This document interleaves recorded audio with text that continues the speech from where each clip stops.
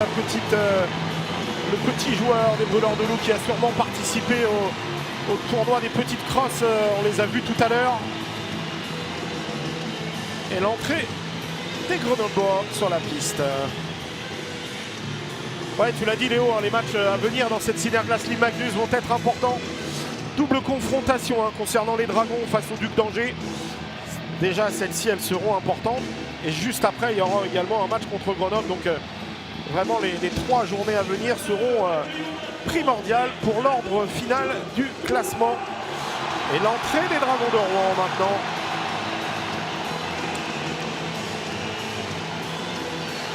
Ça monte dans l'Accor Hotel Arena au moment où foule la glace. Les Dragons de Rouen en quête donc eux aussi de cette 7e couronne de la Coupe de France. Le tifo aussi érigé par le public rouennais. Ouais, c'est quand même sympa de voir cette affluence pour un match de hockey en France. On n'a pas l'habitude, mais c'est vraiment la fête du hockey. Tous les petits de chaque club ont pu évoluer pendant 2 journées. Et puis là, ce soir, c'est les grands, c'est le match avec l'alignement là qui est fait sur les 2 lignes bleues en face à face. Les Brûleurs de Loup qui vont jouer en tant que visiteurs. Il y a eu un tirage au sort. Ils sont en couleur blanche. Les Français qui aura lieu en 2030, les 2 équipes sur la glace. Le premier palais qui va tomber sur la patinoire de l'Accor Hotel Arena. Bon match à tous et que le meilleur gagne. La voix qui va retrouver plein axe pour s'approcher devant Matija Pintaric, l'arrêt du gardien slovène. Oh, la première grosse occasion de cette finale et le premier but dans la foulée. Rouen qui mène. Bon suivi et l'ouverture du score après ce premier lancé. Et le rebond. Oh, ça a parfaitement suivi. Simon Lafrance qui a suivi pour ouvrir le score. La première offensive, on va la voir, mais ce palais qui descend très très bas dans la zone grenobloise. Et après derrière Lavoie qui va retrouver au second poteau parfaitement. C'est Alex Lavoie qui trouve Simon Lafrance. Je crois, regarde au centre là, oui c'est Lavoie qui donne le palais à Simon Lafrance qui était isolé. Et c'est François Beauchemin qui arrive trop tard pour gêner Simon Lafrance et l'ouverture du score à peine 50 secondes de jeu. Attention, le palais perdu dans la zone. Dans l'axe. Avec Flo les Rouennais pour le 2e but. Et le 2-0 pour Flo Chakashvili. Oh, le break. Je venais de le dire, l'erreur dans le slot d'avoir perdu ce palais à cet endroit-là. Et Flo Chakashvili, on connaît son lancer du poignet aussi, qui vient tromper côté plaque, je crois, Matija Pintaric. Le joueur début de match, on va voir le ralenti. Idéal pour l'instant des Dragons de Rouen. On va revoir cette occasion, le palais effectivement perdu plein axe. Il y a beaucoup de jeux, beaucoup d'espace au sommet des cercles. Le numéro 5 Grenoble qui relance plein axe. Ouais, grosse tête. Et Valentin, grosse tête, pardon, j'avais pas fait attention. Et qui trouve Flo Chakashvili. Flo Chakashvili, il a l'espace. Ah oui, forcément, là, la finale est partie dans... la cage. Et le but. Oh, ça fait 3-0.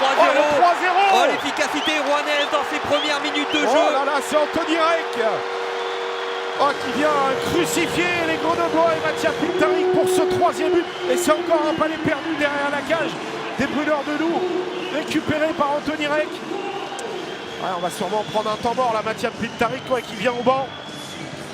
Alors après à noter sur la façon de faire grenobloise, le second gardien est Jakub Szczepanek. Il ne peut donc pas être aligné dans la cage grenobloise. Et sur le banc, étant donné qu'il y a déjà Matija Pintaric, donc le goalie remplaçant est un junior du côté grenoblois, c'est Sebald Debiac. Ouais, ça tourne entre Debiac ou Agnel, c'est ça, je crois. C'est ça. Sur les rotations.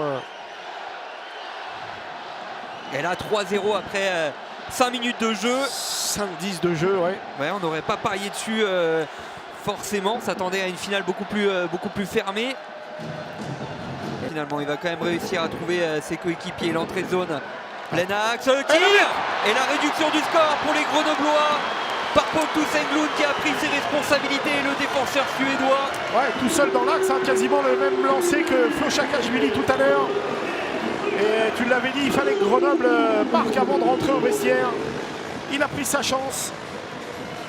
Ouais, là la différence de 2 buts hein, au retour des vestiaires qui est beaucoup plus abordable pour cette fin de match, on va dire, et pour la confiance. Il est devant là. Pour la confiance, c'est important. Question, hein. Et comme tu le disais, ouais, un tir qui ressemble beaucoup à celui de Flo Saakashvili tout à l'heure. Ah, il est marqué par Patrick, il est masqué pardon par Holloway, McCarroot et Grenoble qui ouvre son compteur à moins de 2 minutes. Allez, ouf pour les BDL, on revient à un but, Léo. Ouais, effectivement, ça relance beaucoup de choses. 2 buts et un peu plus de 40 minutes à jouer. Boivin qui va perdre le palais, Christophe Boivin. Oh, les belles passes dans le breakaway face à Mattia Pintaric. Et il était important, le prochain but, et il sera du côté des Dragons. Des Dragons. La passe dans le dos pour Antonirek qui vient crucifier Mattia Pintaric. Oh, l'importance de ce 4e but rouennais qui reprennent cet avantage de 3 buts à 12 minutes et 50 secondes de la fin de ce second tiers-temps. Oh là là là là, regardez la passe et Mattia Pintaric là, qui ne peut rien sur le lancer. Regardez Antonirek, il est lancé entre les et sous la barre hein, pour le numéro 18, le top scorer des Dragons de Rouen. Ah, il fallait au moins ça hein, pour aller battre Mattia Pintaric qui a été très vif sur la mitaine. Ah, les deux défenseurs n'ont rien pu faire hein, pour... Je crois que c'est une passe de Dylan Yeo hein, dans le dos, je ne sais pas, mais en tout cas...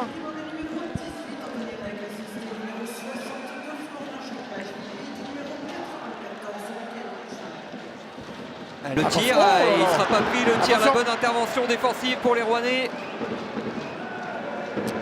Ouais, c'était Julien Tessier hein, qui était...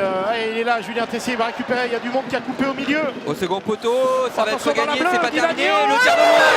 Et le 5e but Rouennais sur ce tir remis au niveau du slot.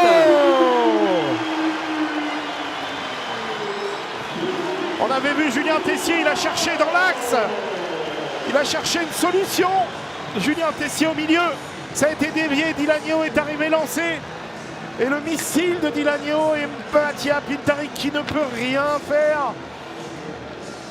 Et Rouen qui mène maintenant 5-1. Regardez, on cherche Chase Grayso qui est le palais qui traverse en fait. Et Yeo il est là. Et le gros slap sans contrôle. Pleine lucarne côté mitaine je pense de Mattia Pintaric. Et il y a quelqu'un qui voile. Ouais, c'est pas tout à fait lucarne, c'est juste poteau, ras du poteau de Mattia Pintaric. Ah, il se baisse Mattia Pintaric pour voir la ligne de passe, mais ça ne suffit pas. Ouais, très beau tir sur réception. Difficilement, je sais pas si c'est pas Boivin. Ouais, je sais pas, honnêtement, j'ai pas fait attention. J'ai vu qu'il y a un joueur qui était derrière. Attention, la cage est vide. Chase Grayson, oh le sauvetage. C'est sauvé, en deux temps le but rouennais, le 6e. Qui vient entériner la victoire des Dragons ce soir à Paris-Bercy, le 7e titre dans cette Coupe de France. Il sera attribué aux Dragons. Chase Grayson, je crois, qui shoot en cage vide. Dans un match maîtrisé hein, de bout en bout par les Rouennais qui n'ont finalement pas douté, mais en menant 3-0 après 5 minutes de jeu, forcément, on se simplifie la vie aussi. Ouais, et ce 6e but en cage vide, voilà, qui va sceller forcément maintenant le résultat. Les Rouennais qui vont donc aller chercher. Et là, ça va voler dans tous les sens. Regardez. Fin de cette rencontre. Et la victoire des Dragons de Rouen. Sur le score de 6 buts à 1 face aux Brûleurs de Loup de Grenoble. Ouais, grosse victoire hein, pour les Dragons qui remportent donc ce 7e titre dans cette Coupe de France et s'assure aussi une place en championnat européen l'année prochaine, que ce soit la Continental Cup ou peut-être la Ligue des Champions si les Dragons parviennent à remporter cette Ligue Magnus, mais et qui cette année sera soulevé par Loïc Lampérier.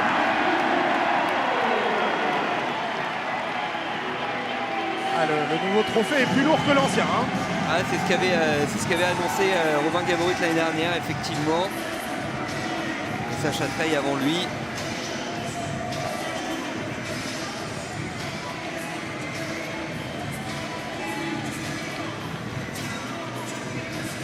Et maintenant, c'est l'heure de fêter tout ça avec les supporters, bien évidemment pour les Dragons, d'aller présenter cette coupe au COP.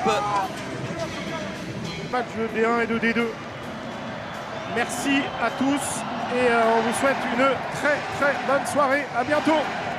Et au moment où la coupe est présentée au 7e Dragon, devant ces tribunes jaunes et noires.